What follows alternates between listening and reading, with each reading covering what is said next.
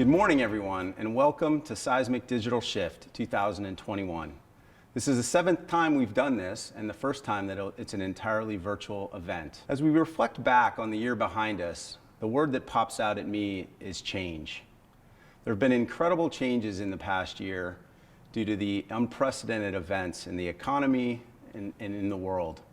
Let's talk about some of those changes, both personal and professional.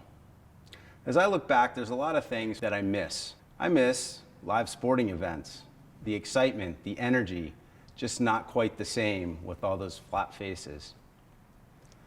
There's also a number of things that I don't miss. I don't miss the dreaded middle seat. I definitely don't miss New York City hotel rooms.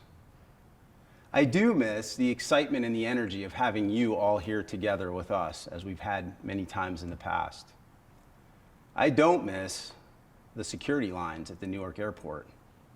For that matter, I can't think about anything at the Newark airport that I miss. I do miss the excitement of sitting down with a client, a customer, a prospect, celebrating wins and plotting our plans and doing it together over a dinner and a glass of wine. I don't miss sitting in the rain, endlessly waiting for the Uber to arrive. My home, we don't eat a lot of meat, so I definitely miss the occasional opportunity to cheat and have a big fat steak out at dinner with my customers or my employees or my team. Change has had a big impact on us personally, but it's also had a big impact on us professionally. Let's talk about how the world of selling and buying has changed and the impact that it's had on sales enablement. We think about the world of the past. We think about selling as an experience that was done face-to-face. It was done pretty aggressively. You're selling. And it was often done in a way that felt very transactional. I close the deal, I move on to the next one. That's evolved, and that's changed. In the new world, it's a much more of a hybrid approach. Don't need to remind you that this past year, very few of those meetings have been face-to-face. It's all about engaging with your customer and your prospect. Your prospect and the buyer could be from across a number of different departments. It's no longer a single person that you're trying to win over. It's a team that you're trying to impress. And rather than a transaction that ends when the ink is dry, today's environment is really about building an ongoing relationship that persists long after the customer is on board, as you continue to build it over time, sell them new products, and help them solve new problems. There's a lot of data, and McKinsey did a really interesting report that reflects on the impact this has had in just the past year alone. For example, as you can see, over 70% of the interactions that are happening through the buying cycle now are happening online. Buyers really have responded to this. In that same survey, 75% of the buyers said they prefer a digital interaction, and that's the way in which they're going to continue to do their business as you go forward into the future. This statistic wasn't particularly surprising to me. 97% of B2B buyers are willing to spend up to $50,000 in an online transaction.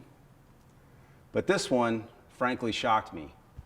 15% of buyers responded that they're willing in an online world to spend over $1 million without ever having met anyone, without ever having sat down face-to-face with a customer. So as we look back at 2020, it's not so much that it was an aberration as it was an acceleration. These trends were already in work, and what happened in 2020 just greatly accelerated them.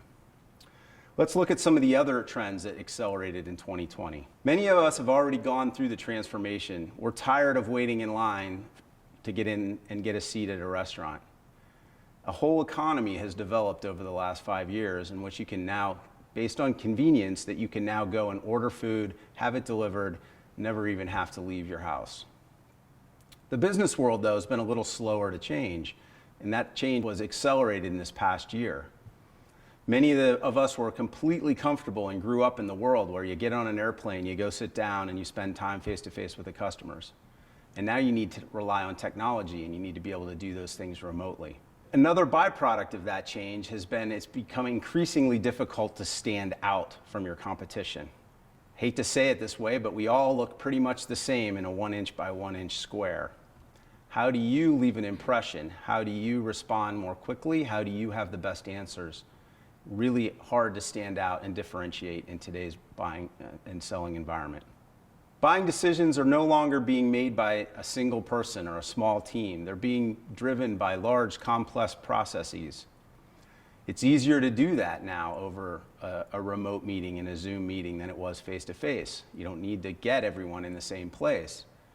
Companies are much more meticulous and more data-driven about how they're making decisions, and it's no longer about a single person with a single set of questions. You have to be able to respond across the organization and across departments to all kinds of different needs and inquiries. We all know that buying today is hard. Probably many of you have had to buy things. You have to go through a much more rigorous process. Budgets are more constrained than they've ever been. Buying is definitely hard. So let's think about, where do buyers prefer to engage to get the information that they need? Well, the answer is anywhere, everywhere, wherever they want, whatever's important to them. They're going to look at social channels. They're going to look at your website. They're going to look at review sites. They're going to read the emails that you send them sometimes. They're going to take your phone calls. They're going to meet with you face to face. You have to be able to respond to all of them at any point in time, quickly and with the right information. Let's think about the way that this has been traditionally handled at most companies. Sales owns the face-to-face interaction. Sales owns the bottom of the funnel, and sales owns all of the dialogues that are happening as buyers really engage in the final steps of their decision making. Marketing is generally oblivious and not involved in any of those interactions that happened. Marketing, on the other hand, is focused on the top of the funnel, bringing in leads, identifying opportunities, trying to give things for sales to work on. Very little interaction do they have with the sellers in their final motions, and very little interaction do the sellers have with social activities, with website posting, with email and lead generation. But the world has evolved, and the way it looks today is that sellers are being increasingly asked to act like marketers. They're being asked to reach further up in the funnel and generate opportunities and leads, nurture them, nurture their clients, build their own brand just as they're building the brand of their company. Marketers, on the other hand, are being asked to reach further down the funnel.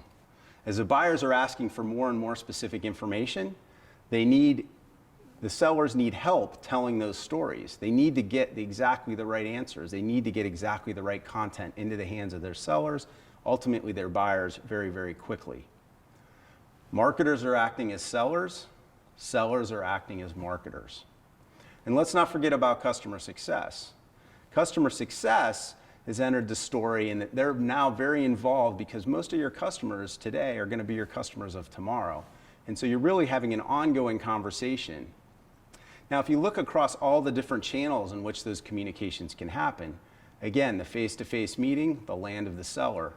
The social, the land of the marketer. Not in today's world. Those lines are blurring.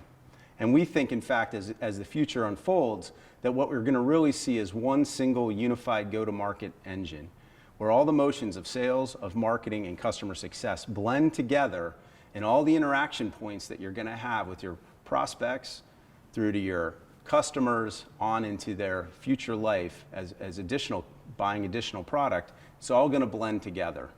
And all of the folks that are on those go-to-market teams are going to need to be able to respond to questions, post information, share information in a very timely manner, regardless of the channel and regardless of the stage of the life cycle. So if we look at that and say, well, yep, we acknowledge buying is hard, but guess what? Selling is even harder. And it's harder today than it's ever been as the challenges of the buyers have gone up and up and up. So let's think about how we can help solve that problem with technology. We now know that our buyers want information everywhere, all the time, and they need the right information. They need it quickly, and it has to answer their specific questions and their specific needs. That's the goal. In order to do that, the enablement teams really have to be able to create the infrastructure to support the sellers and the marketers in engaging in those activities. That's what enablement is really all about. Get the right content into the right hands at the right time.